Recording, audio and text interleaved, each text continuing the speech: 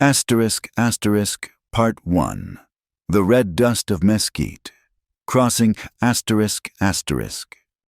sun over the New Mexico Territory in 1888 was not a gentle thing. It was a hammer, forging the heat against the anvil of the earth, and Mesquite Crossing was where the sparks fell. Dust, the color of old blood, coated everything: the drooping awnings of the general store, the sweaty flanks of tethered horses, and the soul of anyone who stayed too long. It was a fine, gritty powder that worked its way into the seams of your clothes and the lines around your eyes. For Lila May Hart, the dust was the taste of her life. At 18, she knew its flavor better than she knew sugar.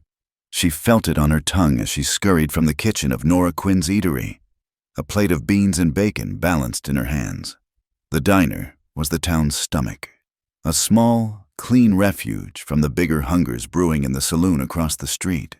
The air inside smelled of coffee, fried onions, and Nora's fierce determination, a scent Lila clung to like a prayer. She set the plate down in front of a trail-worn drover, her movements quiet and efficient. She had learned to move without being seen, to exist in the spaces between conversations. Her mother had taught her that silence was a shield, but her mother was 3 years gone, and the shield felt thinner every day. Now, every plate she served, every floor she scrubbed, was a coin tossed into the bottomless well of her stepfather's debts. Roy Hart was a man who drank his promises and gambled his tomorrows. Lila was his only remaining currency. From behind the counter, she watched the town's lifeblood pulse along the dusty main street. The clang, clang, clang from the blacksmith's forge was its heartbeat. Men in sweat-stained hats haggled over seed prices, their voices rough as burlap. A wagon rumbled past, its wheels groaning under the weight of supplies. It was a town built on grit and want, and Lila felt trapped by both. Then she saw him. He wasn't a man who made a grand entrance. He rode in on a sturdy buckskin, moving with a stillness that seemed to defy the town's restless energy. He was tall in the saddle, broad-shouldered, with a face carved by sun and solitude. He dismounted in front of the mercantile, his movements economical, his eyes scanning the street with a practiced sweep that missed nothing. Lila had seen him before, on his rare trips into town for salt blocks and grain. Caleb Brooks, the man from the Red Hollow Ranch, a widower, a loner. The town whispered he was fast with a gun, but hated the noise it made. He was a piece of the landscape, as weathered and quiet as the mesas that watched over the valley. He tipped his hat to Nora, who was sweeping the boardwalk, then disappeared into the store. Lila turned back to her work, her mind on the rhythm of wiping down tables and refilling sugar bowls. These small, repetitive tasks were her anchor in a world that threatened to sweep her away. But the anchor was dragging. This morning, Roy had been waiting for her when she woke, his eyes bloodshot with desperation. The name he'd muttered through whiskey-sour breath was Silas McCrae. McCrae was not the sun. He was the shadow it cast. He owned the largest cattle operation in the county, and he wore his power like a tailored coat. He owned men, land, and favors. He had been letting Roy's debts at the saloon card table grow for months, and Lila knew, with the chilling certainty of prey, that the time for collection was near. The bell over the diner door jangled, tearing her from her thoughts. It was Roy. He wasn't just drunk, he was hollowed out by it, his face a mask of false cheer and raw panic. "Lila, girl, come on out. Got business to attend to." His voice was too loud for the small room. Nora Quinn straightened from behind the counter, her hands on her hips, a formidable fortress of a woman. "Roy Hart, you leave that girl be. She's working off your bill with me, and she's not done." "This is more important." "Nora!" Roy slurred, his hand clamping around Lila's upper arm. His grip was steel. "Mister, McCrae's waiting. It's all settled." Lila's blood went cold. She looked at Nora, her eyes pleading, but she knew there was nothing the older woman could do. A stepfather's claim was law, however twisted. Roy pulled her out into the blinding sun. his fingers digging into her skin. He half dragged her across the street, the red dust puffing up around her worn boots. The saloon was a cave of noise and shadow. The air was thick with the stench of stale beer, sweat, and cheap cigars. Men stopped talking as she entered, their eyes lingering on her with a mixture of pity and crude curiosity. At a table in the back, Silas McCrae sat like a spider in the center of his web. He was a thick, prosperous man, his vest straining at the buttons. Beside him sat the sheriff, Tate, looking intently at the bottom of his glass. "Ah, here's the jewel," McCrae said, his voice slick with false charm. He didn't look at Lila, but at the document spread on the table before him. "Roy, my friend, your timing is impeccable." Roy shoved Lila forward. "She's a good worker, Mr. McCrae, strong, won't give you no trouble." Lila felt a wave of nausea. He was talking about her like a horse, an ox. She stood frozen, her dignity stripped away layer by layer until only a raw, trembling core of shame remained. McCrae dipped a pen in an inkwell and pushed it and the paper toward Roy. "Sign it, and your slate is clean." Roy's hand trembled as he signed his name. He didn't look at her. He couldn't, with that scrawl of ink. He had sold the last thing he had left to sell. Lila felt the floor drop out from beneath her. She was no longer a person. She was a debt, paid in full, a piece of property. "The girl works for me now," McCrae announced to the room, a smug finality in his tone. "Her labor, her keep, it's all mine." He folded the paper and was about to tuck it into his pocket when a quiet voice cut through the haze. "How much was the debt?" The voice came from the bar. Caleb Brooks stood there, a half-finished glass of water in his hand. He hadn't seemed to be paying attention, but his eyes were now fixed on the paper in McCrae's hand. McCrae laughed. "A short, ugly sound. This ain't your concern, Brooks. This is a private arrangement." "The law says a debt can be bought," Caleb said, his voice even. He walked from the bar to the table, his spurs making a soft, deliberate jingle on the wooden floor. He moved with a kind of coiled grace that made the other men in the room shift uncomfortably. "So I ask again, how much?" Roy Hart sputtered. $50. It was a fortune. A life's work for some." Caleb reached into his jacket and pulled out a worn leather pouch. He untied the drawstring and counted out the coins onto the table, the gold and silver making a clean, solid sound that silenced the room. It was more than $50. "That covers the debt and interest," Caleb stated. He didn't look at McCrae. He looked at the paper. "I'll take that contract of labor." McCrae's face darkened, his affable mask slipping to reveal the predator beneath. "You're interfering, rancher. This girl is part of the deal." "The deal was about a debt," Caleb corrected him, his voice never rising but carrying a weight that was impossible to ignore. "I just paid it. Now the paper belongs to me." He held out his hand. For a tense moment, the two men locked eyes. The saloon was utterly silent. McCrae was a man used to getting his way through threats and hired muscle. Caleb Brooks was a man who looked like he could handle himself, but he was alone. McCrae finally gave a tight, humorless smile. He tossed the paper onto the table. "Have her," he sneered. "You just bought yourself the most expensive piece of trouble in this territory." He stood, nodding to Sheriff Tate, and walked out, his boots heavy on the floorboards. Caleb picked up the paper, glanced at it, and then folded it neatly, tucking it inside his own jacket. He turned to Lila. Her heart was hammering against her ribs so hard she thought it might break.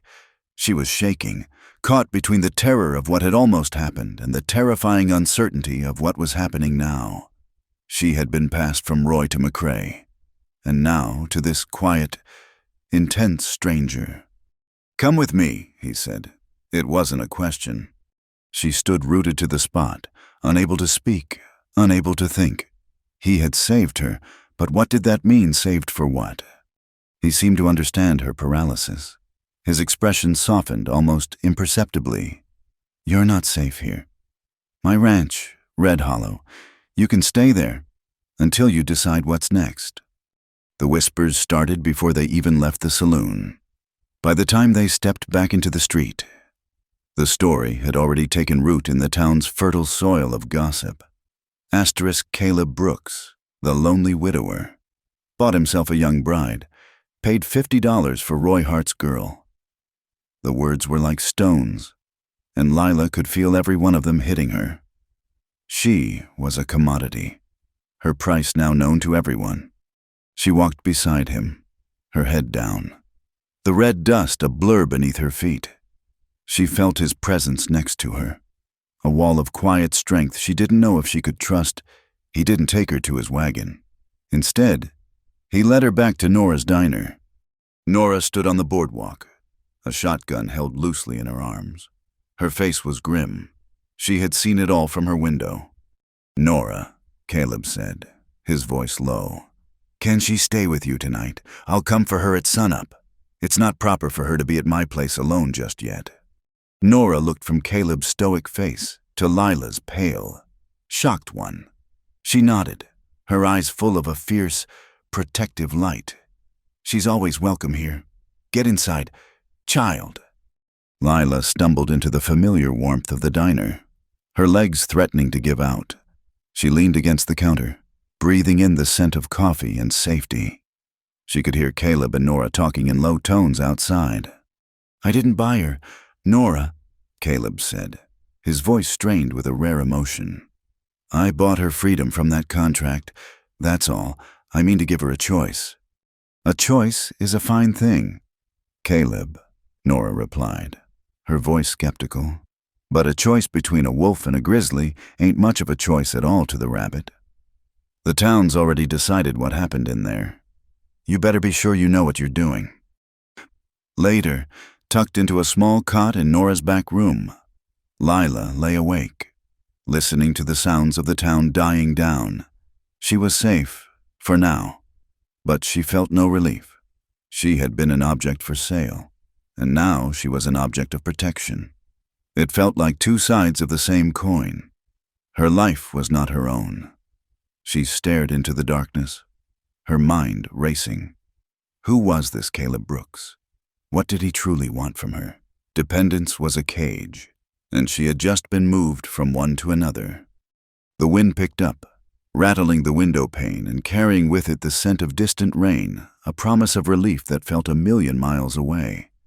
Just as she was drifting into a restless sleep, a new sound pierced the night, a frantic whinnying from the stables out back. Shouts. Lila shot up, her heart leaping into her throat. A hellish orange light flickered against her window. She scrambled to the door and threw it open. The smell of smoke and burning hay hit her like a fist. Outside, Nora's stable was engulfed in flames, the fire clawing at the night sky. Men were running with buckets, their shouts swallowed by the roar of the blaze. Through the chaos, Lila saw a figure on horseback silhouetted against the fire for a moment before disappearing into the darkness. She didn't recognize the man, but she knew, with a certainty that chilled her to the bone, what this was. It was a message, written in fire and fear. It was Silas McCrae, reminding Caleb Brooks and the entire town that he did not take kindly to people touching what he considered his, and Lila was afraid she was right in the middle of it all. ***, Part 2, Red Hollow, a temporary roof ***. Dawn broke gray and smoky. The rising sun was a bloodshot eye peering through the haze left by the burned stable. The smell of charred wood hung heavy in the air, a bitter reminder of the night's violence. Caleb arrived as promised, his face set like granite. He helped Nora secure her remaining livestock and quietly handed her a pouch of coins, more than enough to cover the damages. "This wasn't on you, Nora," he said, his voice a low rumble. "It was a message for me." The ride to Red Hollow was silent. Lila sat beside Caleb on the wagon seat, her few belongings bundled in a flour sack at her feet. She held herself rigid, a passenger in her own life. ferried from one unknown to the next. The town receded behind them, and the landscape opened up into a vast, unforgiving expanse of cracked earth, hardy scrub brush, and towering red mesas that looked like the bones of the world. The silence was not peaceful. It was a chasm between them, filled with unspoken questions and the weight of what had happened. Lila watched Caleb's hands on the reins strong, capable hands that had paid for her, yet had not touched her. She didn't know if they were the hands of a savior or a jailer. Red Hollow was nestled in a shallow valley, a lonely outpost against the immensity of the land. The ranch house was simple and sturdy, built of adobe and thick timbers, with a wide porch to guard against the sun. A windmill spun lazily, its creak the only sound besides the wind. A solid barn, a corral, and a few outbuildings completed the homestead. It was a place of work, not comfort. It was a place built for solitude. The air felt cleaner here, but the silence was deeper. Caleb led her inside. The main room was dominated by a large stone fireplace, cold and dark. The furniture was sparse and masculine. A heavy wooden table, a few chairs, a shelf of worn books. A thick layer of dust covered everything, a testament to a house without a woman's touch. A closed door led to what she assumed was his bedroom. "You can take the loft," he said, gesturing to a ladder in the corner. "It's warm. I'll bring your things." His tone was flat, practical. He offered her a place to sleep, not a home. Lila climbed the ladder. The loft was a small, private space under the eaves, with a simple mattress stuffed with straw and a single window that looked out over the valley. It was more space than she'd ever had to herself. From here, she could see the lifeblood of the ranch, a dry, winding arroyo that snaked its way past the barn. Even now, with the earth parched and desperate for rain, she could see the line of deeper green cottonwoods and willows that clung to its banks, a sign of life hidden beneath the surface. The days that followed fell into a slow, cautious rhythm. It was a life dictated by the sun and the needs of the land. Lila, desperate to prove she was not a burden, rose before Caleb. She found the milk cow, a gentle Jersey, and her hands, skilled from years of farm work, quickly drew the warm, frothing milk.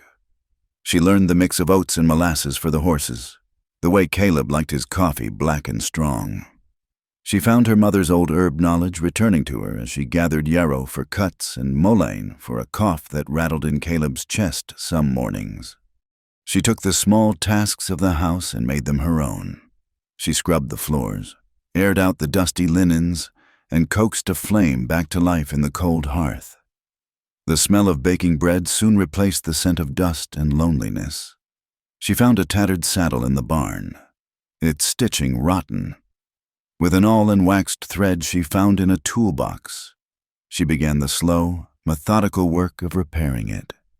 Her small, precise stitches a stark contrast to the chaos of her life. Caleb watched her from a distance. He worked from sunup to sundown, his energy focused on the ranch with a fierce, quiet intensity. He mended fences that seemed to stretch to the horizon. His hammer blows a steady percussion in the vast silence. He spent days digging, deepening the small ditch that ran from the arroyo to a holding tank, a desperate preparation for the rains that never seemed to come. They shared meals at the big table in silence. The space between them felt 100 miles wide. Lila was acutely aware of his presence, the sheer size of him, the weariness in his shoulders at the end of the day. He never made a move toward her, never spoke an untoward word. His respect for her physical space was absolute, a shield she was grateful for. Yet it was also unsettling. She didn't know the rules of this arrangement. She was a guest, a worker, a purchase. The labels tangled in her mind, leaving her perpetually on edge. 2 weeks into her stay, a brightly painted cart rattled up the path to the ranch. A woman with sparkling dark eyes and a brilliant smile hopped down. "Mr. Brooks," she called out. "Rosita Delgado. At your service, Nora Quinn sent me. She says a lady is in need of some proper clothes for working. not the sad dress of a town girl. Lila came to the doorway, wiping her flour-dusted hands on her apron. Rosita's gaze was direct but kind, taking in Lila's worn dress and the cautious hope in her eyes. "Ah, and you must be Lila. It is a pleasure. We will make you some clothes of good canvas and calico, clothes you can move in." "Yes." Inside, Rosita's chatter filled the silent house like a flock of birds, as she expertly took Lila's measurements with a worn tape. She spoke of the town. The whispers, she confirmed, were everywhere. "They say he bought you like a prize mare," Rosita said, her mouth full of pins, her eyes missing nothing. "But I see how he is. He is a man who walks a straight line. And you have sad eyes, but not the eyes of a slave. You have the eyes of a survivor." Lila felt an unfamiliar sting behind her own eyes. It was the first time anyone besides Nora had looked at her and seen a person, not a story. When Rosita left, she left behind not just the promise of new clothes, but a small seed of connection to the world outside this lonely valley. A few days later, another visitor arrived, this one as silent as the land itself. He was a Shoshone man named Two Feathers, his face a beautiful map of wrinkles, his long hair braided with silver. He moved with a quiet dignity, appearing at the edge of the corral as if he had risen from the earth. Caleb greeted him not with a handshake, but with a nod of deep, mutual respect. They spoke for a long time in a mix of English and Shoshone, their voices low. Lila watched from the porch as Two Feathers walked with Caleb along the dry arroyo. The old man pointed with a gnarled finger, not at the ground, but at the type of trees, the curve of the bank, the lie of the rocks. "The water is not gone," Lila overheard him say in his low, gravelly voice. "It sleeps, deep, here." He stamped a foot on the dusty ground. "The old ones knew." He was showing Caleb the land's secrets, a knowledge far older than any fence or property deed. His presence was calming, a reminder that there were deeper currents running through this place than the ones stirred up by men like McCrae. The drought, however, was a constant, oppressive force.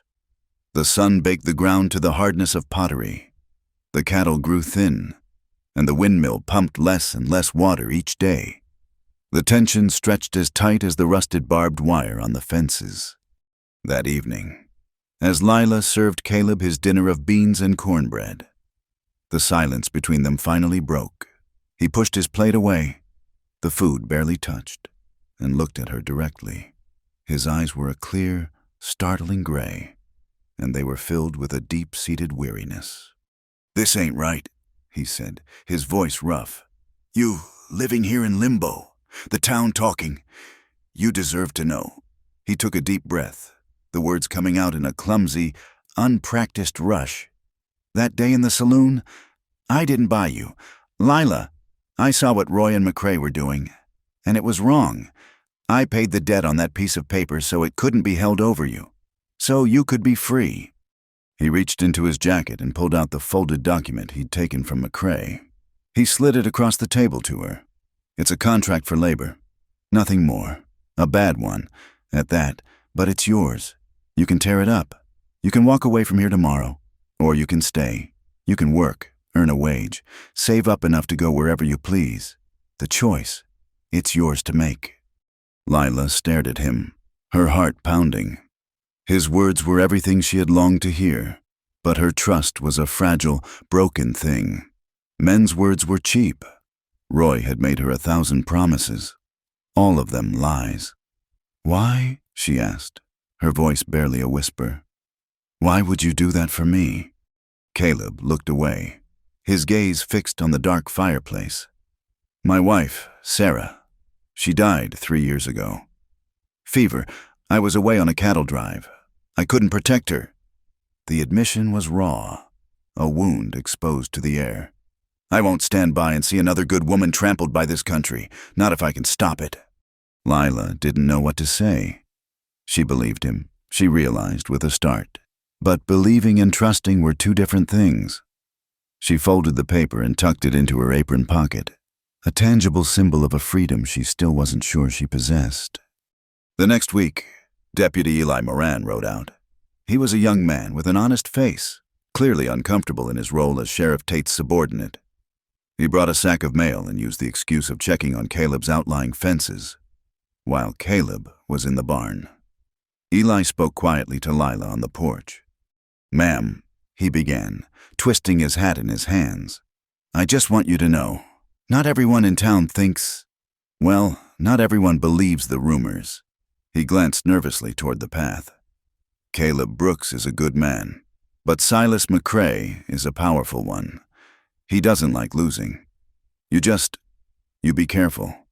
And tell Caleb to keep his paperwork safe. All of it."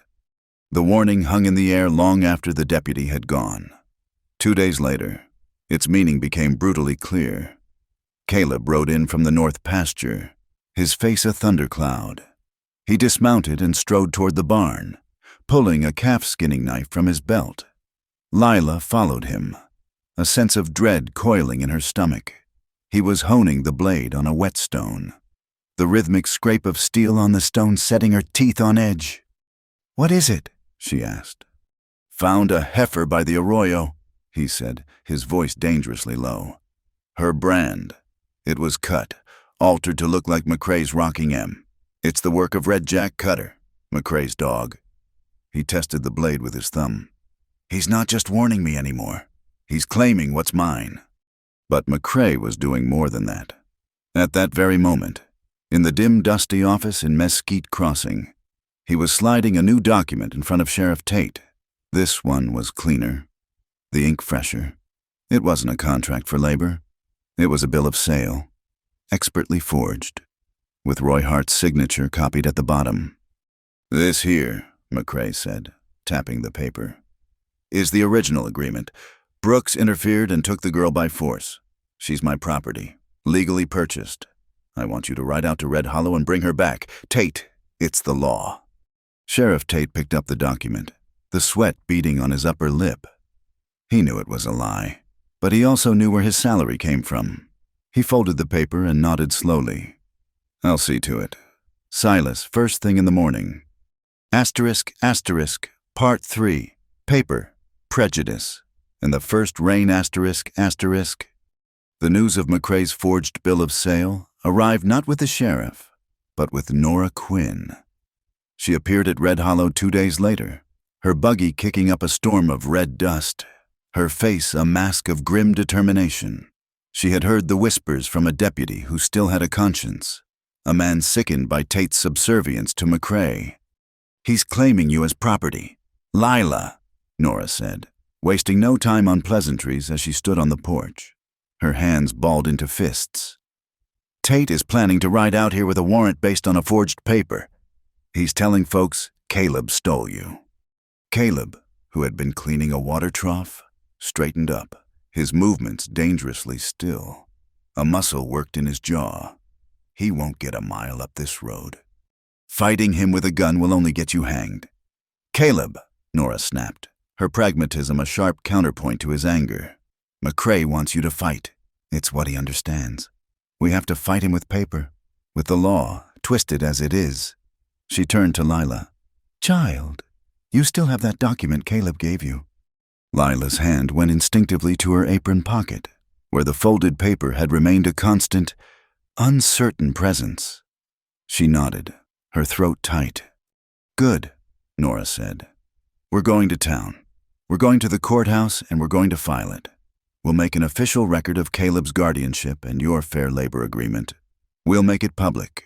It won't stop McCrae, but it will make it harder for Tate to act without looking like a bought man." Caleb was hesitant. "The town, it ain't safe for her." "Safer than being a sitting duck out here," Nora retorted. "I'll be with her. Now, go fetch the wagon." The journey back to Mesquite Crossing was tense. Lila sat beside Nora, the labor contract clutched in her hand. It felt impossibly flimsy, a thin shield of paper against a man like McCrae. She was returning to the place of her humiliation, but this time, it was different. She wasn't being dragged. She was walking in on her own 2 feet, with a formidable woman at her side. The town felt different, too. As they walked down the main street toward the squat adobe courthouse, conversations stopped. Eyes followed them. Lila could feel the weight of prejudice, the sneers of those who believe the worst, the pitying looks of others. She kept her head high, focusing on the rhythmic tap of Nora's sensible boots on the boardwalk. Sheriff Tate was in his office, his feet propped on his desk. He feigned surprise when they entered, a look that didn't quite reach his shifty eyes. "Well, Nora, Miss Hart, what can I do for you ladies?" "We're here to file a document with the county clerk," Nora said, her voice crisp and businesslike. "A legal agreement of guardianship and employment between Mr. Caleb Brooks and Miss Lila Hart." She laid the paper on the desk. Tate picked it up, taking his time to read it. A slow, knowing smirk spread across his face. "An interesting document, but I'm afraid I can't accept it right now." "And why not?" Nora demanded. "Clerk's out of town." Tate lied smoothly. "Family emergency. And besides," he added, tapping the paper, "there's a conflicting claim that's already been brought to my attention. A Mr. McCrae has a prior bill of sale. It's a legal dispute now. I'll have to hold on to this for evidence." He made to slide the paper into his desk drawer. Nora's hand shot out and covered his, her grip surprisingly strong. "You will do no such thing. Sheriff, this is Miss Hart's property. We will wait for the clerk." Their standoff was interrupted by a sudden change in the atmosphere. The light in the small, dusty office dimmed, as if a hand had been passed over the sun. A low, distant rumble vibrated through the floorboards. Outside, the wind began to howl, a mournful, rising shriek that whipped dust and loose debris against the window panes. Tate's smirk faltered. "Looks like a squall." It was more than a squall. It was the first real storm of the season, a violent, long-awaited breaking of the drought. The sky, which had been a merciless, empty blue for months, had turned the color of a bruise. The first drops of rain, fat and heavy, spattered against the glass like thrown pebbles. Within moments, the spatter became a roar as the heavens opened. "We need to get back," Lila said, her mind flying to Red Hollow, to the animals in the barn and the open gates. Nora, realizing the legal battle was lost for today, snatched the paper from a distracted Tate. "This isn't over, Sheriff." They ran for the buggy, the wind tearing at their skirts and the rain plastering their hair to their faces. The ride back was a nightmare.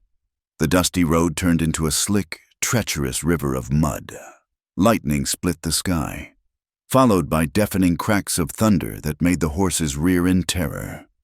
The world was awash, a fury of wind and water. They found Caleb fighting his own battle. He was struggling to secure a heavy wooden storm door over a large opening in the barn, the wind threatening to rip it from his grasp. The arroyo, he yelled over the storm's roar. "It's flash flooding. I got a calf trapped on the wrong side." The dry creek bed that Lila had seen every day was now a churning, brown torrent, filled with debris. On the far bank, a terrified calf bawled, its hooves slipping in the rising mud. There was no time for thought. Lila, soaked to the bone and shivering, grabbed a coil of rope from the wagon. Nora, her face grim, took charge of the horses, calming them with a steady voice. Lila and Caleb ran toward the flood. He tied the rope around his waist, handing the other end to her. "Hold on tight, don't let go, no matter what." He plunged into the raging water. The current was powerful, tugging at him, but he fought his way across, his powerful shoulders straining. He reached the calf, looping another rope around its neck, and started the perilous journey back. Lila dug her heels into the mud, the rope burning her hands as she took the strain, her slight frame a fragile anchor against the flood's fury. She held on, her knuckles white, her entire being focused on the man and the animal in the water. They got the calf to safety, its mother lowing anxiously from the corral. But the storm was not finished with them. A tremendous gust of wind hit the barn, and the storm door Caleb had been trying to fix was torn from one of its hinges. swinging wildly. "The hinges on the main doors won't hold," he shouted. If the doors gave way, the wind would gut the barn. Together, they fought the storm. In the chaotic flashing light of the lightning, they were no longer a rancher and his ward, a buyer and the bought.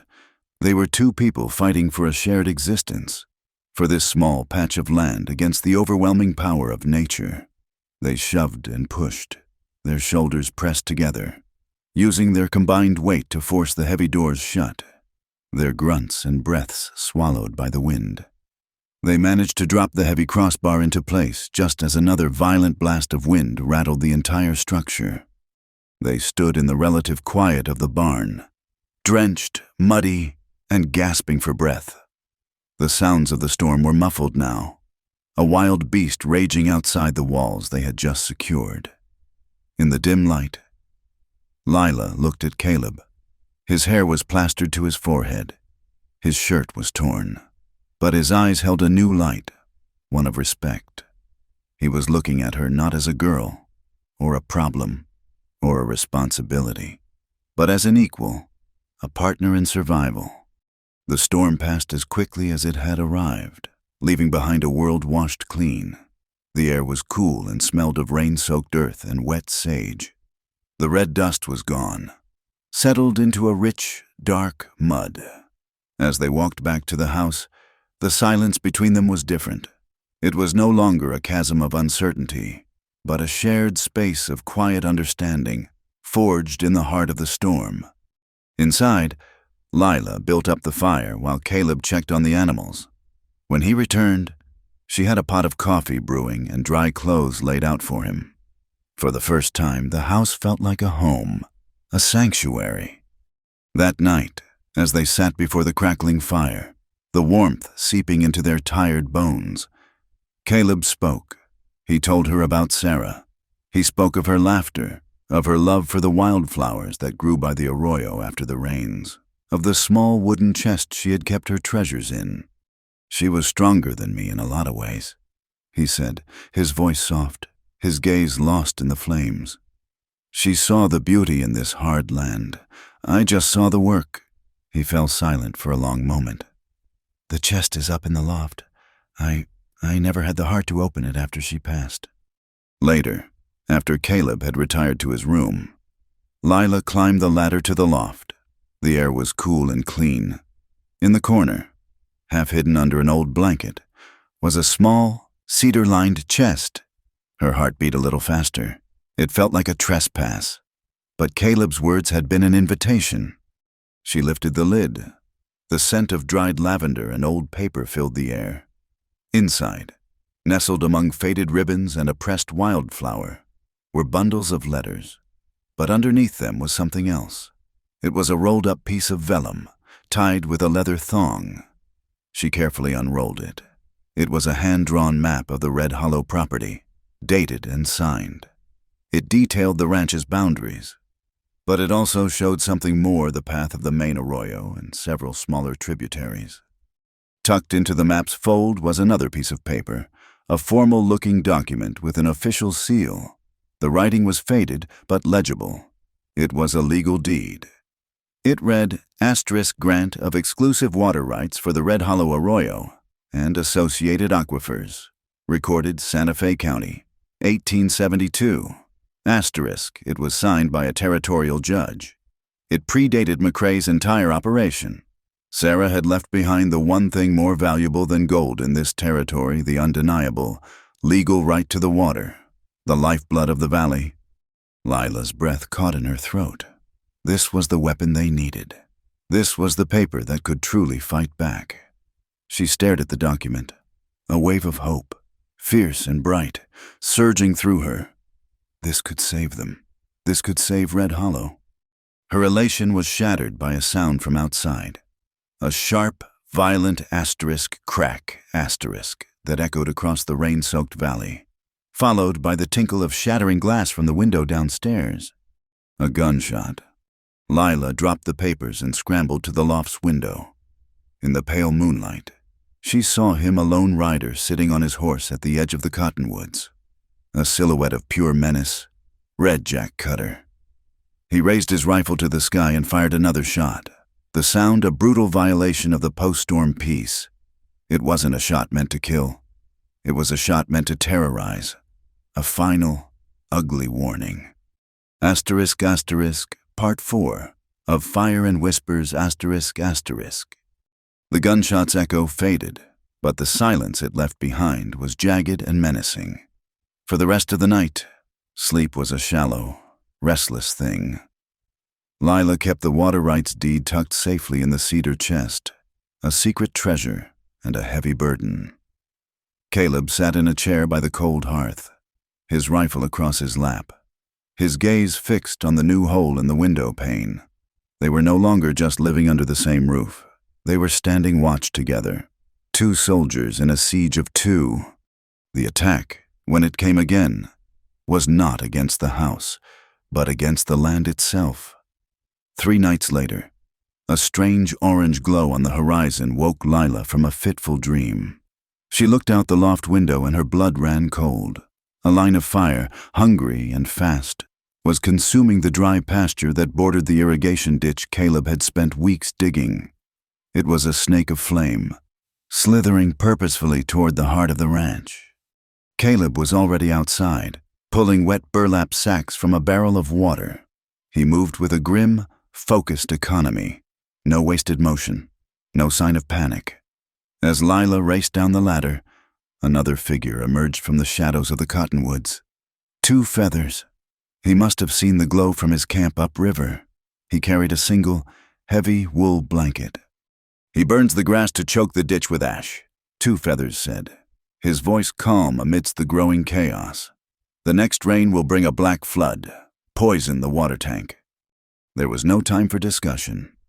Caleb handed Lila a sack. "Stay on the house side of the fire. Beat at the base of the flames. Don't let it jump the ditch." The next hour was a primal battle against a living enemy.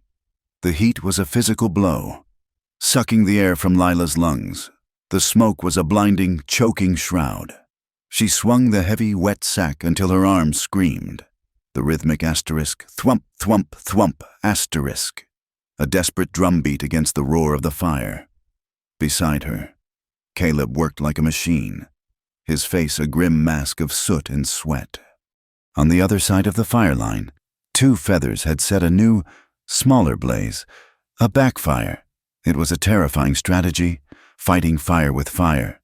But Lila saw the logic in the old man's actions. His controlled flame moved toward the larger wildfire, consuming the fuel in its path, creating a barren strip of earth where the main blaze would starve. It was working. The 2 fires met, and with nothing left to burn, the main wall of flame faltered, shrinking into a series of smaller, manageable blazes. But in the final moments of the fight, a gust of wind whipped a sheet of flame sideways. Catching the edge of Caleb's sleeve, he yelled, a sharp, guttural sound of pain, as he dropped his sack and beat at his arm. By the time the last embers were extinguished, the eastern sky was beginning to pale. They stood in a blackened, smoking landscape under a blanket of stars. 3 soot-stained figures utterly exhausted. The irrigation ditch, their lifeline, was safe. Caleb slumped against a fence post, cradling his left hand. The sleeve of his shirt was gone, and the skin of his forearm and palm was an angry, blistered red.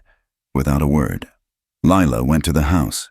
She returned with a clean cloth, a bowl of cool water from the well, and a small tin of salve she had made from comfrey and aloe.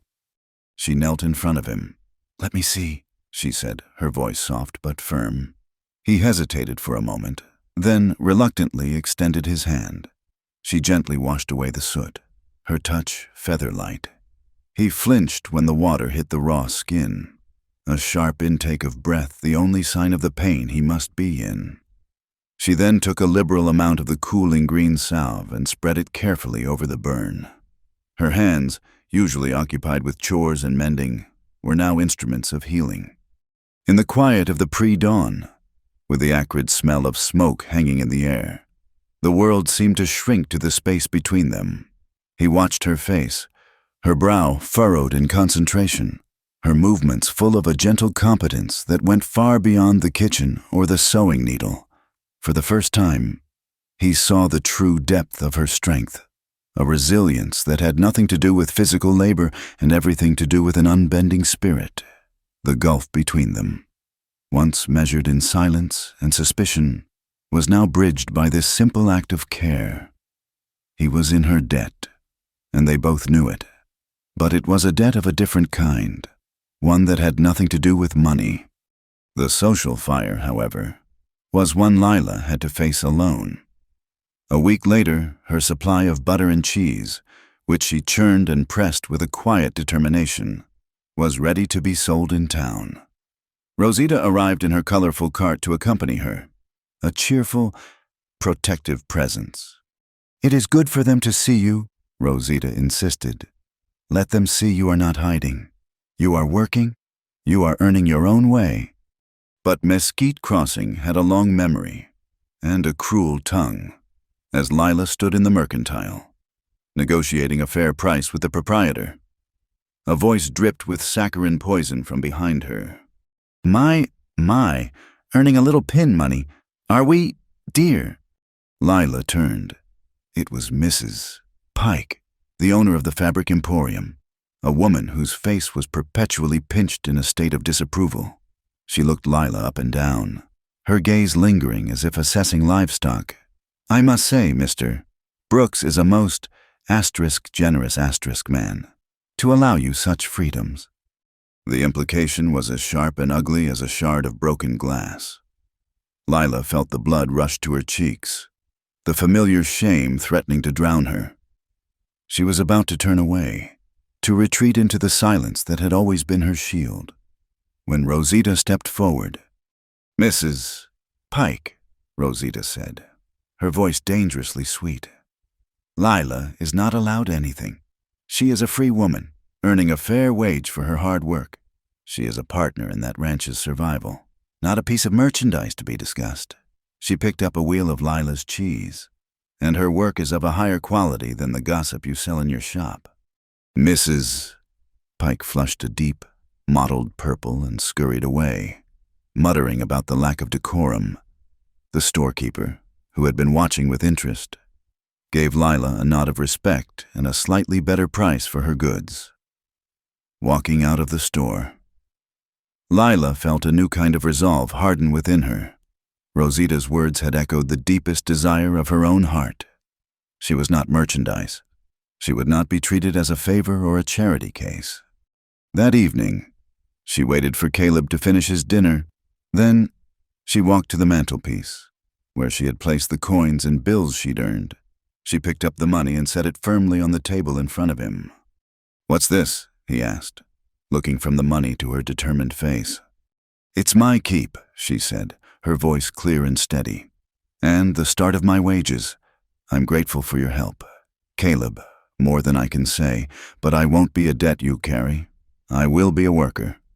We can agree on a fair wage, and you can subtract the cost of my room and board. I will pay my own way." He stared at the money, then up at her.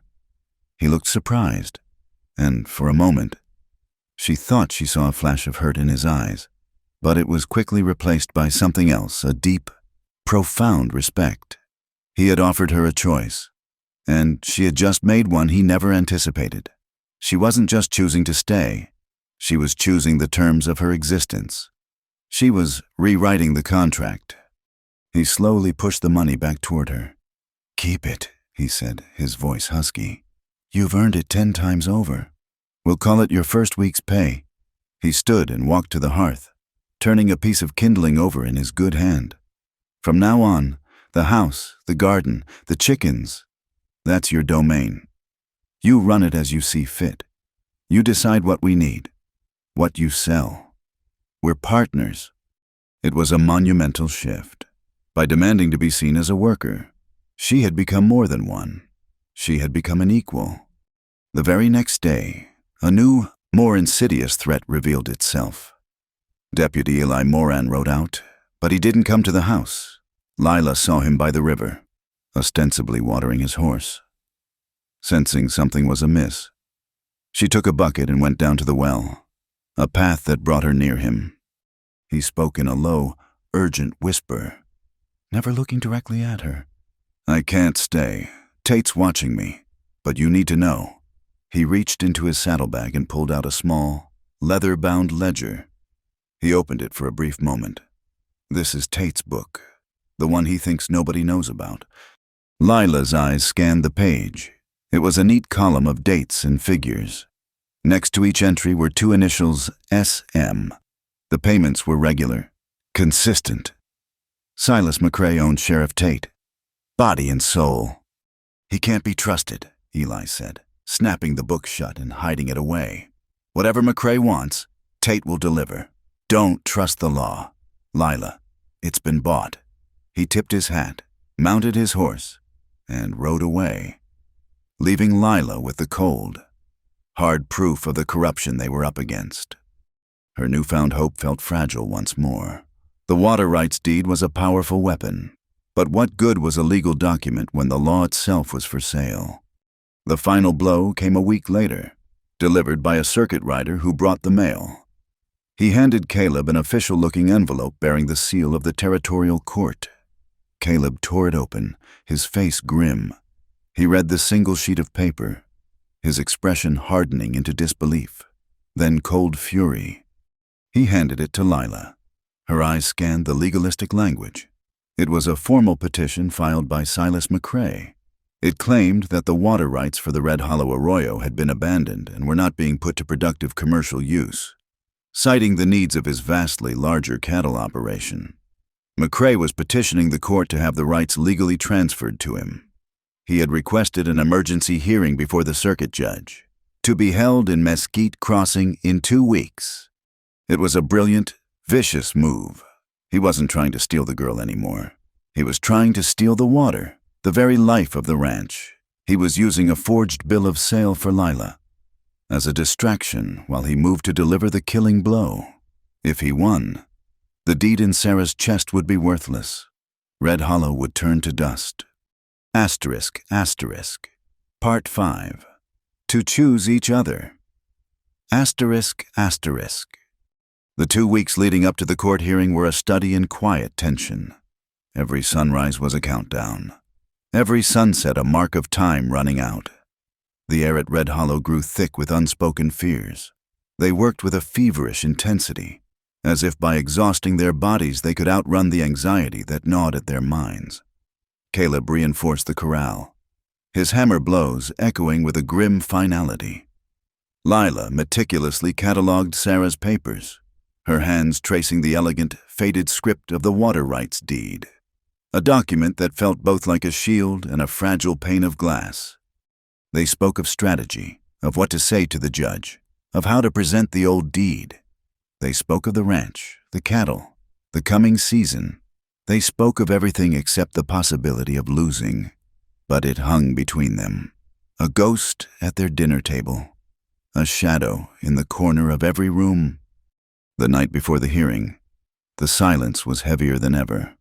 A soft, unseasonable rain had begun to fall, a gentle weeping from a sky that had been merciless for so long. The sound of it drumming on the adobe roof was a mournful lullaby. They sat by the fire, the flames casting long, dancing shadows on the walls. The legal papers lay on the table, a testament to their hopes. Finally, Caleb broke the quiet, his voice low and strained. "Lila." She looked up from the fire. His face was etched with a deep, painful conflict. "You shouldn't go tomorrow," he said. "McCrae is unpredictable. When he's cornered, he's dangerous. Red Jack will be there. I want you to take the wagon before sunrise. There's enough money in the tin box to get you to Santa Fe. You can find work there. Start over. Safe." His words were a physical blow. He was trying to protect her. She knew that. It came from the same place of wounded honor that had made him pay her stepfather's debt. It was the voice of a man haunted by the memory of a wife he couldn't save, but what he saw as protection, she felt as a dismissal, an exile. He was trying to cut her out of the fight, to send her away from the one place that had begun to feel like home. She stood up, her hands clenched at her sides. All the fear and uncertainty of the past weeks coalesced into a single, clarifying point of defiance. "No," she said. The word was quiet, but it filled the room with an unshakable strength. He looked at her, his gray eyes pleading. "Lila, you don't understand." "I understand perfectly," she interrupted, her voice gaining strength. "I understand that you see another woman you feel you have to protect. I understand that you're afraid of losing again, but I am not Sarah." The name hung in the air, spoken with sadness, not malice. "And this is not just your fight anymore. McCrae's quarrel started because of me.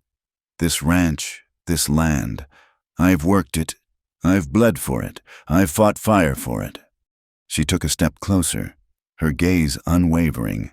"You offered me a choice the day you brought me here, a choice to stay or go. You said my life was my own. Well, I am making my choice. I choose to stay.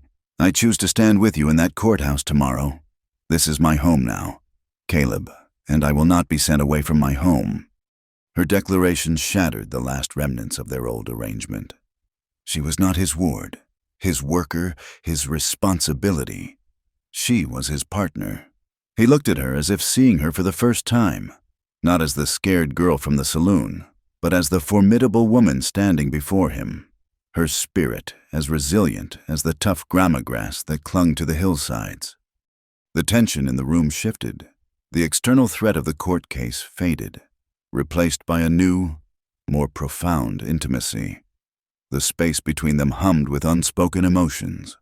In the quiet that followed her words, another, more vulnerable truth surfaced.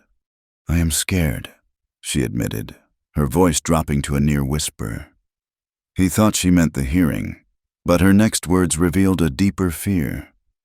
"All my life, I've heard what is expected between a man and a woman. In a home. In a bed." The word was difficult, heavy with the town's ugly whispers and the world's harsh lessons. "I've seen how men look at women they think they own. I've been afraid of that, of the duty, of having no choice in the matter." She was confessing the deepest fear of all, not of violence, but of submission. The fear of her body not being her own. Caleb rose from his chair and slowly walked to her. He stopped a respectful distance away, his face full of a raw, tender understanding she had never seen before. He saw the scars she carried, the invisible ones left by a world that saw her as a commodity. "Lila," he said, his voice husky. He reached out, not to grab, but to offer. He gently took her hand. His hand was large, calloused from work and scarred from the fire, but his touch was incredibly gentle. It held no demand, only a quiet reassurance. "Look at me." She lifted her eyes to his. "Nothing will ever happen between us that you don't want," he vowed, his voice a solemn oath in the quiet room. "Not in this house, not ever. Not unless you nod. Not unless you choose it. Same as you chose to stay." He was giving her back the one thing that had been stolen from her long before he'd ever met her control over her own self. Tears welled in her eyes, tears of relief so profound they ached. He held her hand, his thumb stroking the back of it. The firelight flickered, catching the earnest light in his eyes. He leaned in, his movements slow, deliberate, giving her an eternity to turn away. He was asking permission without a single word. She didn't turn. She stood her ground, her heart hammering not with fear, but with a new, wild, and hopeful rhythm. She leaned forward, meeting him halfway. The kiss was not what she had feared a man's kiss would be. It was not possessive or demanding. It was a question, a discovery. It was tender and searching and full of the respect he had just promised. It tasted of wood smoke, coffee, and a deep, lonely sorrow that she suddenly felt a desperate urge to heal. When he pulled back, he didn't press for more. He simply watched her, his expression open, his promise hanging in the air between them. He had put the choice entirely in her hands. The next move was hers, and she made it, taking a small, steadying breath. She closed the final distance between them, stepping into his embrace, her hands coming to rest on his chest. It was a simple movement, but it was the most definitive choice she had ever made in her life. In that moment, a lifetime of narrative shifted inside her. Asterisk at 18, she was told she'd been sold to a lonely rancher, a virgin bride. She had feared the bed, feared the duty it implied, but his touch, his quiet respect, it hadn't demanded anything. Instead, it had lit a fire, a warmth she'd never known, and for the first time, she chose. She chose him. She chose this home. She chose forever. The world outside, with its rain and its threats, fell away. There was only the warmth of the fire, the solid feel of his arms around her, and the profound peace of a decision made freely. With an open heart, there was no fear, only a quiet, luminous rightness.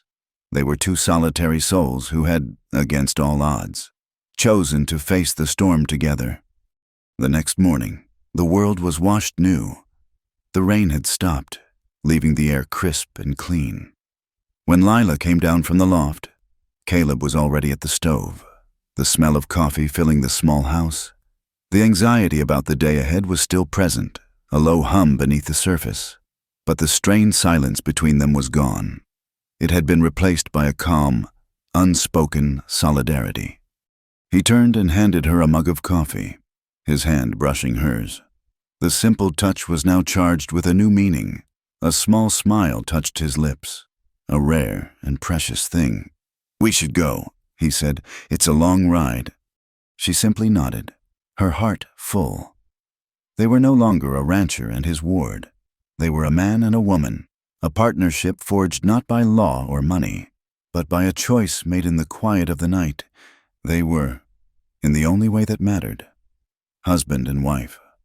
They rode out in the wagon, the deed to the water rights wrapped in oilcloth and tucked safely in Caleb's jacket. The road was muddy, the horses' hooves making a soft, sucking sound in the damp earth. The valley was beautiful after the rain, the red rock gleaming, the hardy green of the brush vibrant. A sense of determined calm had settled over them. They were ready.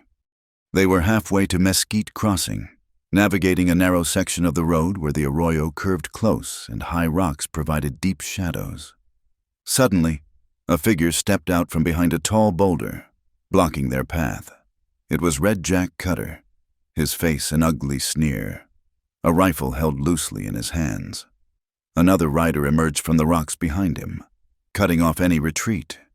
Caleb pulled the horses to a halt, his hand moving instinctively toward the rifle propped by his seat. "Going to court," Brooks Red Jack drawled, his voice mocking. "Mister, McCrae thought you might need an escort." Before Caleb could answer, a movement in the brush on the high side of the road caught Lila's eye. It was two feathers, moving silently, a bow in his hand, positioning himself to help them. But Red Jack saw him too, with terrifying speed. He swung his rifle up. A single shot exploded through the quiet morning air. It wasn't aimed at the wagon. It was aimed at the rocks above. Two feathers cried out, a sharp sound of pain, as he stumbled from his cover, clutching a bloody shoulder before collapsing onto the muddy ground. The ambush had begun. Asterisk, asterisk, Part 6, Where Water is Justice, asterisk, asterisk. The shot's echo was swallowed by the muddy canyon walls, but the violence of it hung in the air. Time seemed to fracture. In one instant, Two Feathers was a silent shadow of support on the ridge. In the next, he was a crumpled heap of pain. Red Jack's sneer widened, enjoying his work. Now, about that escort. Caleb moved with a lethal economy that was terrifying in its speed. He didn't reach for his rifle. Instead, he shoved Lila down behind the wagon seat, vaulted over the side, and hit the ground rolling, pulling his Colt Peacemaker in a single, fluid motion. "Lila, keep your head down," he roared. The second thug, startled by the sudden action, fired a wild shot that splintered the wagon's side panel. Caleb didn't fire back. He wasn't trying to win a gunfight. He was trying to create an escape. He fired 2 rounds into the rock face just above the head of Red Jack's horse. The animal screamed in terror, rearing and bucking. Its panic-fueled strength too much for even a rider like Red Jack to control. "Go!" Caleb yelled, providing cover fire that kicked up mud near the second man's feet. Lila didn't hesitate. She scrambled back onto the seat, grabbed the reins, and slapped them hard against the horse's rumps. The wagon lurched forward, mud flying from its wheels. It careened past the struggling Red Jack and his panicked horse. As they passed the spot where 2 feathers had fallen, Caleb made a running leap onto the back of the moving wagon, landing with a heavy thud. He kept his pistol trained on the ambushers, who were now struggling to control their spooked mounts. They didn't risk a chase. The message had been sent. They didn't stop until they were well out of the canyon. Caleb directed Lila to a small, sheltered clearing. He jumped down and scrambled up the rocks to where 2 feathers lay.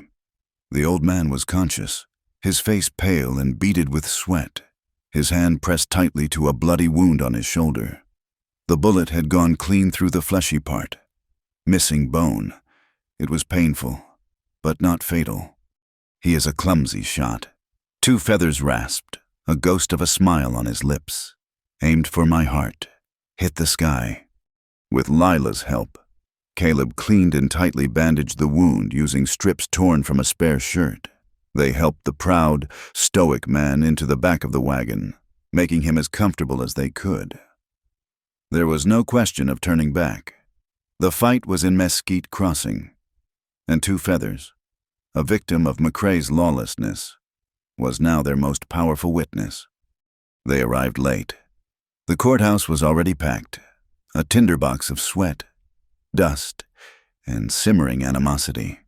Every farmer and rancher with a stake in the valley's water was there, their faces anxious.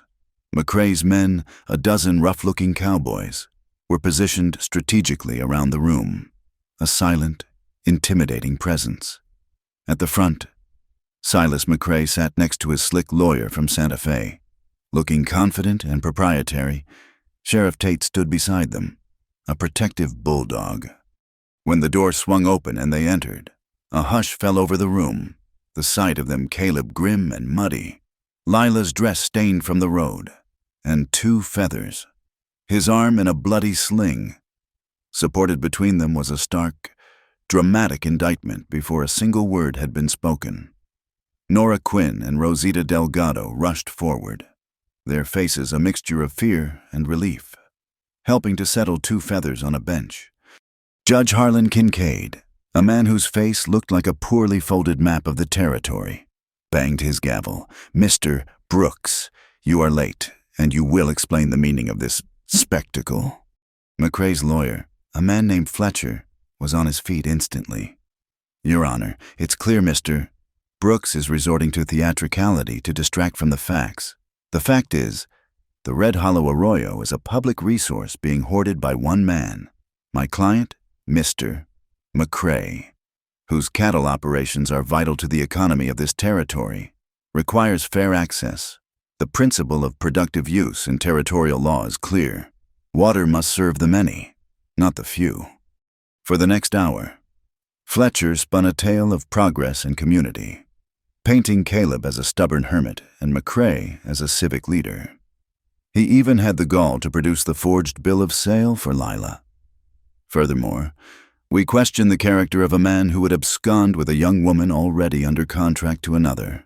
It speaks to a disregard for lawful agreements of all kinds. When it was Caleb's turn, he stood alone, refusing a chair. He was not a man of fancy words. "Your Honor, my family has ranched Red Hollow for 20 years. We have always been stewards of that water. We've never denied a neighbor a drink in a hard time. What Mr. McCrae calls productive use, I call greed. He doesn't want to share the water. He wants to own it. He wants to drain our valley dry to fatten his own pockets." He looked at McCrae, his voice dropping to a low, dangerous tone. "As for the matter of Miss Hart, that paper is a lie. And as for our being late, we were delayed on the road. Mr. McCrae's man, Red Jack Cutter, shot this unarmed man to try and keep us from being here today." A murmur went through the crowd. Judge Kincaid's eyes narrowed, looking from McCrae to the stoic, wounded Two Feathers.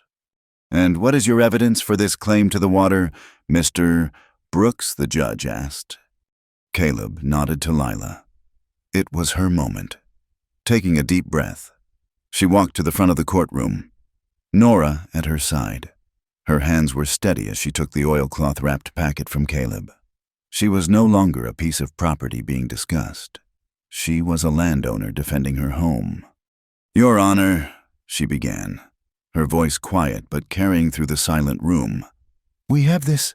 She unrolled the vellum map and the 1872 deed on the judge's bench, the original grant of exclusive water rights for the Red Hollow Arroyo, recorded in Santa Fe 16 years ago. The judge leaned forward, his tired eyes suddenly sharp. He examined the seal, the faded ink, the signatures. A flicker of interest, of professional respect, crossed his face. Fletcher, McCrae's lawyer, rushed forward to protest, but the judge waved him into silence. "And this man?" the judge asked, gesturing to Two Feathers.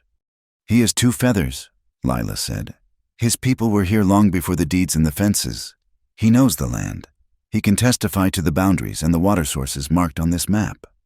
With Rosita translating his Shoshone when his English faltered, Two Feathers spoke. He didn't talk of laws or papers.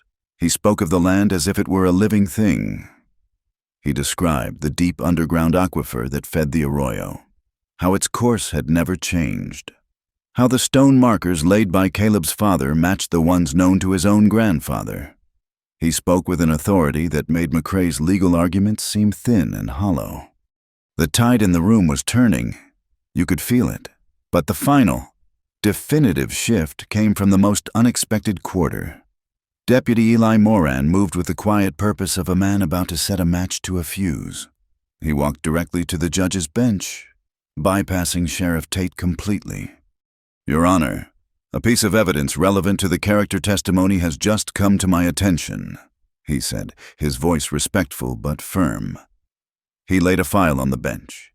"This is the forged bill of sale, Mr. Fletcher presented. And this," he said, laying another card beside it, "is the signature card for a known forger and hired hand named Tom Cheney, a man currently on Mr. McCrae's payroll. I believe you'll find the signature on the bill of sale is not Roy Hart's, but Cheney's. A perfect match." The courtroom erupted. Sheriff Tate's face went white, then a blotchy, furious red. McCrae half rose from his seat, his face a mask of disbelief and rage. He had been outmaneuvered, his own corruption laid bare. Judge Kincaid banged his gavel for order, but a small, grim smile touched his lips. He had seen enough. He looked down from his bench, and his words fell like stones, each one chipping away at Silas McCrae's empire of arrogance. "This court finds the following," he declared, his voice booming in the now silent room.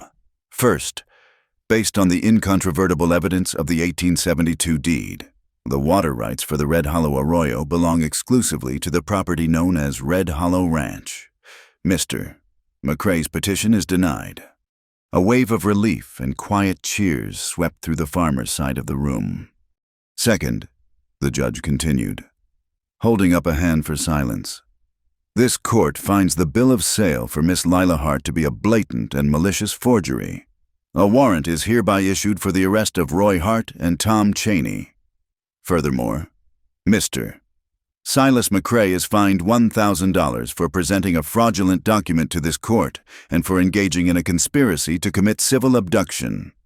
The fine was a stunning blow, a public humiliation that struck at the core of McCrae's power. His face was a mask of pure, undiluted hatred. He stared at Lila, then at Caleb, his eyes promising a different kind of justice. The judge banged his gavel one last time. "This hearing is concluded."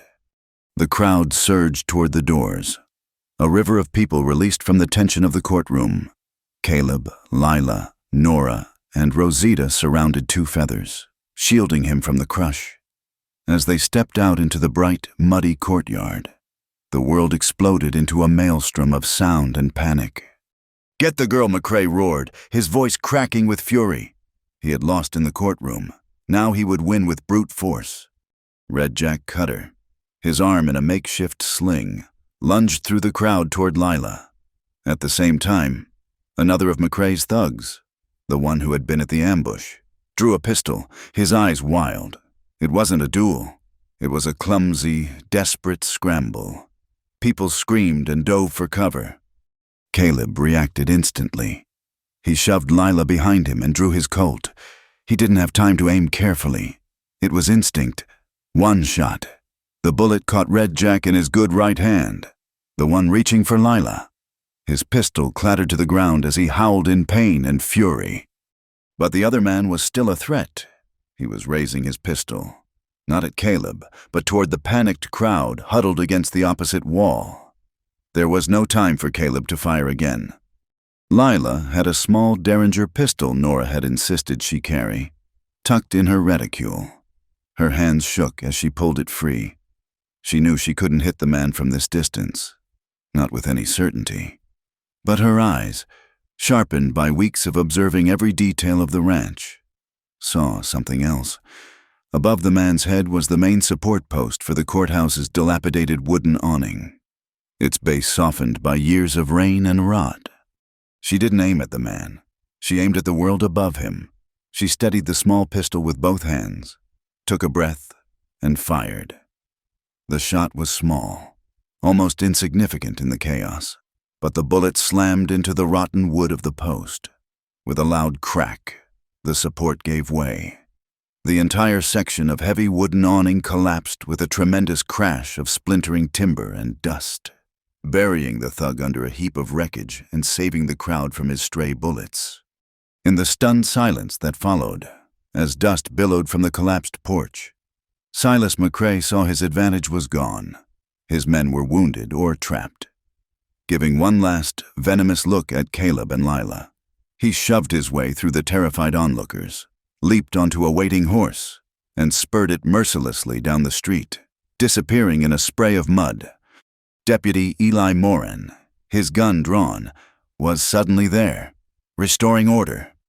Nora and Rosita rushed to Lila's side. Caleb holstered his pistol and pulled her into a fierce, protective embrace, his hand stroking her hair. She was trembling, but she was safe. They had won. But as she looked down the empty street where McCrae had fled, a chill went through her. This wasn't over. They had won the battle of paper and law, but the war for water, for survival, was just beginning.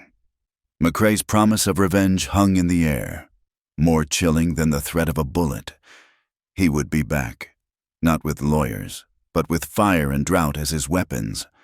Asterisk, asterisk, Part 7 of Black Drought and Silver Rain, asterisk, asterisk. The victory in the courthouse was a triumph of paper, but paper cannot make it rain. The legal win secured Red Hollow's water rights, but it did nothing to fill the arroyo. As the weeks turned into a month, then two, the brief relief of the season's first storm became a distant, mocking memory. The real trial had begun, and the judge and jury were the merciless sun and the empty sky. Nature itself became McCrae's greatest ally. The drought that followed was a slow, relentless beast, sucking the life from the valley. The sky turned a pale, hazy white, and the sun was a relentless eye, baking the land until the earth cracked into a mosaic of despair. The dust was no longer red and soft. It was a fine, gray powder like ground glass that coated the tongue, stung the eyes, and whispered of starvation. The cattle grew skeletal, their ribs stark beneath their hides, their lowing a weak, mournful chorus. At Red Hollow, the arroyo shrank daily. The once proud stream became a trickle, then a series of stagnant pools connected by a thread of mud. Yet, it was the only thread of life in the entire valley. McCrae, embittered and isolated, guarded the failing well on his own property with armed men, turning away his own desperate neighbors. He was a king ruling over a dying kingdom, his power absolute but meaningless. It was Lila who saw the path forward, a path that defied every instinct for self-preservation. One evening, as she watched Caleb stare grimly at the dangerously low water level in their holding tank, she spoke. "We have to share it," she said, her voice quiet but firm. Caleb looked at her, his face etched with exhaustion. "Share it, Lila. There's barely enough for our own stock. In another week." "If we hoard it, we're no better than he is," she countered, her gaze steady. "We won the right to the water. That doesn't mean we have the right to let our neighbors die of thirst while we watch.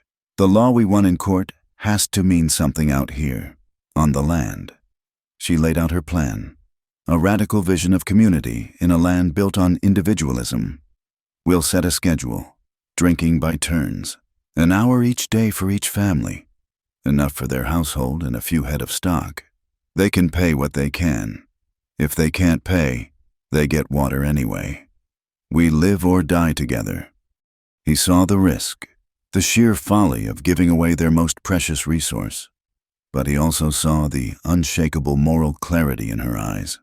This was the difference between owning something and being its steward. He had fought for the paper deed. She was fighting for what it truly meant. He slowly nodded. "All right, Lila, we'll do it your way." The first ranchers who came were wary, expecting a trick or a steep price. But when Lila met them with a simple ledger and a calm smile, explaining the system of turns, their suspicion slowly turned to a dawning, reluctant gratitude. Her reputation began to change in the valley. The whispers about the bought girl died, replaced by a new title, spoken with a mixture of awe and respect, the water woman of Red Hollow. She was the one who held the power of life and death, and she wielded it with a quiet, unwavering fairness that shamed McCrae's brute force. A new kind of society began to form, its heart not in Mesquite Crossing Saloon, but by the dwindling pools of the Red Hollow Arroyo. While men waited their turn with their wagons and barrels, women shared news, traded recipes for mesquite bean flour, and watched over each other's children. It was a community forged in hardship, a fragile web of mutual dependence. One afternoon, 2 Feathers, now fully healed, came to the ranch. He watched the quiet, orderly line of wagons for a long time. Then he walked with Lila and Caleb to a barren patch of ground a half-mile from the house, a place where 3 ancient, gnarled junipers formed a triangle. It was the spot he had shown Caleb months before. "The water sleeps here," he said, stamping his foot on the baked earth. "It is deep, deeper than the arroyo. It waits for those who know how to ask." The idea took root. The next day, Caleb and 2 other ranchers began to dig. By noon, 10 men were there, their shovels biting into the hard ground in a steady rhythm. The women, led by Rosita, set up a makeshift kitchen under a canvas awning, brewing chicory coffee and cooking a large pot of beans to feed the workers. Children, too thin and old-eyed for their years, played in the shade, their laughter a small, courageous sound in the face of the oppressive heat. They were not just digging for water. They were digging for a shared future. McCrae watched all of this from a distance, his rage festering. He was a king who had lost his subjects. His power, built on fear and obligation, had evaporated under the heat of Lila's quiet generosity. He saw the community well, the lines at the arroyo, the new bonds of cooperation, and he knew it was the end of his reign. Driven to the edge by drought and a thirst for vengeance, he decided on one final, desperate act. He would not just steal the water, he would destroy it. The warning came on the wind, carried by a frantic Deputy Eli Moran, who rode out under the guise of a patrol. "He's got dynamite," Eli whispered to Caleb, his eyes wide with fear. "He and Red Jack and what's left of his men, they're going to blow your dam tonight. He says if he can't have the water, no one will." The dam was a simple but effective structure of rock and timber Caleb had built to control the flow from the main holding pool. Destroying it would send the last of Red Hollow's water rushing down the arroyo in a single, useless flood, scouring the channel and leaving nothing behind but mud. As darkness fell, a plan was made, born of desperation and trust. They had to divide their forces. "You take the men from the well," Caleb said to Lila, his voice low and urgent. "Set them as lookouts along the ridge. They can slow them down, make them think we have a larger force. I'll go for Red Jack." "And the dam?" Lila asked, her heart pounding. "The valve," he said, his eyes locking with hers. "The main release valve is 100 yards downstream from the dam. It's a big iron wheel. If you can get it closed before the blast, it will cut off the flow from the main pool. We'll lose what's in the reservoir, but it will save what's left of the deep water. It's our only chance." He was entrusting her with the heart of their survival. He would be the sword. She would be the shield. The night was moonless and suffocatingly hot. Lila guided the small group of ranchers into the hills, their footsteps muffled by the dust. Below, Caleb waited in the shadows near the dam, his rifle ready. The sound came sooner than they expected, the muffled clink of iron horseshoes on rock. McCrae's party was moving fast. Caleb fired a single shot into the air, a signal and a challenge. Chaos erupted. The ranchers on the ridge, emboldened by a cause they now saw as their own, began firing, their shots echoing from a dozen different positions, making their small numbers seem like an army. Red Jack and McCrae's men, caught by surprise, took cover, firing back into the darkness. It was the diversion Lila needed. She slipped away from the ridge and ran, her breath coming in ragged gasps, toward the sound of the trickling water. She found the valve, a massive, rusted iron wheel set into the ground. She gripped it with both hands and pulled. It wouldn't budge. It was frozen with rust and disuse. Panic clawed at her throat. She could hear shouting and gunfire from the direction of the dam. She had to hurry. She braced her feet, wrapped her skirt around her hands for a better grip, and threw her entire weight into it. A groan of protesting metal. It moved. An inch. A spark of hope ignited in her chest. Again, she strained, her muscles screaming, the iron biting into her palms. Another inch. Then another. She fell into a rhythm of raw effort, her world shrinking to the wheel and the sound of her own ragged breathing. Suddenly, a bright, sputtering light flared near the dam. A fuse. They had reached their target. She had seconds left. With a final, desperate sob of exertion, she put every ounce of her strength into one last turn. The wheel spun free, and with a deep, gurgling sound, the flow of water slowed to a trickle.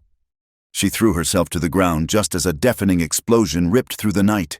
The earth shuddered. Rocks and water were thrown high into the air.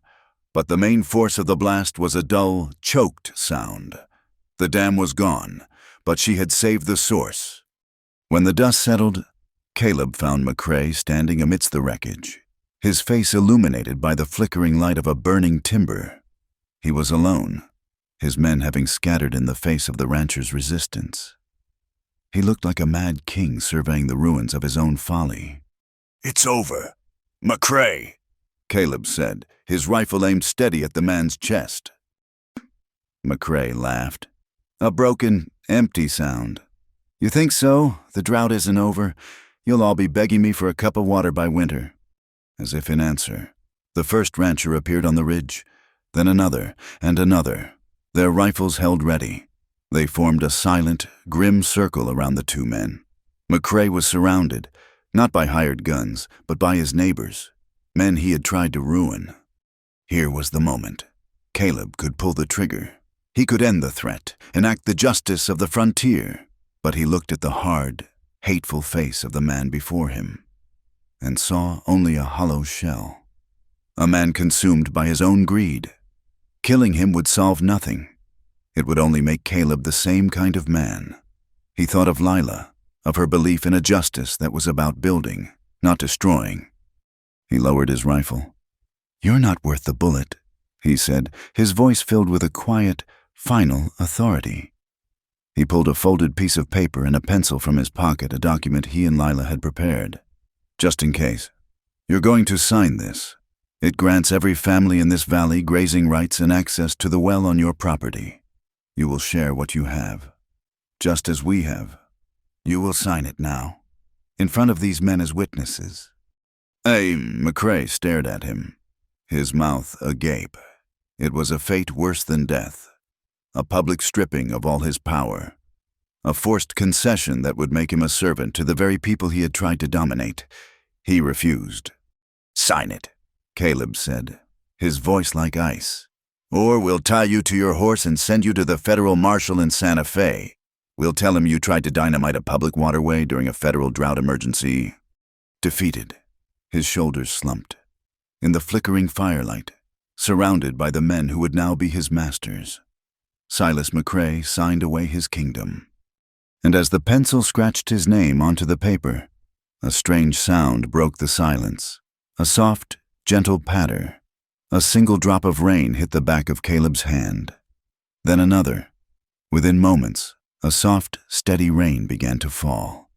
Not a violent thunderstorm, but a silver curtain of life-giving water. A collective sigh of disbelief and joy went through the assembled men. They tilted their heads back, letting the cool drops wash the dust and sweat from their faces. From the direction of the well, the sound of children cheering could be heard. The silver rain fell on the broken dam, on the new well, on the thirsty land, washing away the soot of the fire and the bitterness of the long feud. Later, as the rain continued its gentle, steady rhythm, a lone rider approached the ranch. It was Deputy Eli, his face serious. He handed Caleb a telegram. It's from the Texas Rangers. He said, they caught him at the border. They're bringing him back. Caleb looked at Lila, who had come to stand beside him in the cool, clean rain. The news was for her. Roy Hart was coming home to face his own kind of justice. Asterisk, asterisk. Part 8. The hearth fire and the road ahead, asterisk. Asterisk. The silver rain that broke the drought also washed Mesquite Crossing clean of its old poisons. In the weeks that followed the confrontation at the dam, the town began to breathe again, slowly and tentatively at first, then with a growing sense of hope. The changes were not loud or sudden, but they were as real and life-giving as the water that now trickled steadily down the arroyo. Silas McCrae was a ghost. He remained on his ranch, a prisoner of the very agreement he'd been forced to sign. His power, stripped of its menace, was revealed to be nothing more than bluster and greed. His men drifted away, and he became a recluse, a bitter old man haunted by the empire he had lost. The fear he had cultivated for years dissipated like morning mist. With Sheriff Tate disgraced and under investigation by the territorial marshal, Judge Kincaid appointed Deputy Eli Moran as the interim sheriff. Eli no longer stooped by the weight of a compromised conscience, wore the badge with a quiet, steady dignity that the office had not seen in years. His justice was even-handed. His word was his bond. And the town, for the first time, began to trust the law. The true transformation, however, came not from the courthouse, but from the women. Nora Quinn, her diner once again a bustling hub of coffee and conversation, cleared out her back room. She started a class for the young women of the valley, teaching them the essentials of midwifery and basic medicine. A community that can't deliver its own babies and mend its own wounds is a community at the mercy of chance, she declared, her voice ringing with purpose. It was a lesson in self-reliance, a seed of independence planted in fertile ground. Inspired by Nora's lead, Rosita Delgado and Lila started a group of their own. One afternoon a week, they gathered a handful of women in a secluded canyon behind Red Hollow. With Caleb's patient guidance, they learned to handle a firearm. It wasn't about aggression or violence.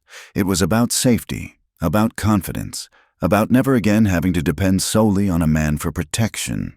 They learned to load, aim, and fire a rifle. The sharp crack of their shots echoing through the rocks, a sound not of menace, but of empowerment. Misses. Pike and her circle of gossips were scandalized. But the women who came to the canyon walked a little taller when they returned to town. The societal fabric of Mesquite Crossing was being rewoven, thread by thread, into a stronger, more resilient tapestry. The news of Roy Hart's capture arrived with a UATIS, Marshal. He would be tried for his crimes, for selling his daughter's future to settle a gambling debt. Lila met the news not with anger or a thirst for vengeance, but with a quiet, somber relief. It was the closing of a painful chapter, a final severing of a tie that had only brought her shame. Her past no longer had a claim on her. At Red Hollow, a deep and abiding peace settled over the land. The rhythm of life was no longer dictated by fear and desperation, but by the steady turning of the seasons. The windmill spun, its creak now a comforting sound. The cattle grew fat on the new grass. The house, once a dusty shell of solitude, was now a home, filled with the scent of baking bread, the low murmur of conversation, and the soft glow of lamplight in the evenings. The harness and reins that had once represented control and subjugation now hung neatly on pegs in the barn, simple tools of a shared life. The work was still hard, the days long, but it was a labor of creation, not just survival. They were building something together. One evening, while Lila sat by the fire, her needle and thread moving in a steady, practiced rhythm as she mended one of Caleb's shirts, she watched him across the room. He had walked over to the small cedar chest that had belonged to Sarah, the one that had held the deed that saved them. He didn't open it. He simply ran his hand over the smooth, worn wood, his expression unreadable in the flickering light. Lila felt no jealousy, no insecurity. She knew this was not about a lingering love that diminished what they had. It was a quiet moment of closure, of gratitude. He was acknowledging the woman whose memory, whose foresight, had given them a future. He was letting go of the guilt that had haunted him, the feeling that he had failed to protect her. He had found his own kind of peace, a way to honor the past without being trapped by it. He turned from the chest and his eyes met Lila's across the room. He smiled, a genuine, soul-deep smile of a man at peace in his own home. And in that smile, Lila saw her own future reflected. Later, they stood on the porch, a comfortable silence between them. The drought was over, but the memory of it lingered, a lesson learned in the bone. A full moon had risen, bathing the valley in a soft, ethereal light. The arroyo, full and flowing, shimmered in the distance, a ribbon of pure silver woven into the dark fabric of the land. Lila leaned against a porch post, her gaze on that distant, shining water. She unconsciously brought a hand to rest on her belly. It was a gesture so natural, so instinctive. She was barely aware she had done it, but Caleb noticed. He moved to stand beside her, his presence a warm, solid wall of comfort. He didn't speak, didn't ask. He simply followed her gaze, then looked at her hand, a dawning wonder in his eyes. "The wind still gets fierce in the winter, coming down from that northern pass," he said, his voice a low, gentle rumble. Lila turned to him, a soft smile playing on her lips. "It does." "I was thinking," he continued, his eyes full of a future she could now clearly see. "We could plant a line of cottonwoods along that ridge. As a windbreak, they grow fast when there's water." "That would be good," she agreed, her voice soft. "It would make the house warmer." He looked toward the small, unused room at the end of the porch, the one that had been used for storage. And that room, it gets the best morning light. We could put in a bigger window. It would be a good room for, well, it would be a good room for a cradle. The word hung in the cool night air, a promise of everything to come. Lila's hand tightened slightly on her belly. A new hope, a tiny, secret seed of a new life, was taking root within her. It was a future she had never dared to dream of, a family she would choose, born of love, not obligation. She leaned her head against his shoulder, looking out at the vast, peaceful landscape. They had faced down greed, corruption, fire, and drought. They had survived. She realized then the true nature of their salvation. Love was not some magical force that fixed a broken world. It didn't erase the scars or make the hardship disappear. Love was a choice. It was the choice to stand together when the fire came, to share the last cup of water when the well was dry. It was the choice you made every single day, to see the person beside you, to honor their strength, and to build a life together, right in the middle of the red dust and the blistering sun, surrounded by neighbors who needed a helping hand. The warm glow from the kitchen window spilled out onto the porch, a beacon of safety and belonging. It was the light from their hearth, a fire they had built together. It was the light of a home, founded not on a contract or a debt, but on the simple, profound power of two people choosing each other, freely and forever. Out in the valley, the arroyo flowed on, a silver promise under the moon, washing the land clean, making it ready for a new beginning. Thank you for listening to our story. We'd love to know where you're listening from, so please leave a comment below to connect and share your thoughts. If you enjoyed this tale, please subscribe to our channel, Wild West Night. Give this video a like, and consider supporting us by hitting the hype button so that this story can be heard by many more.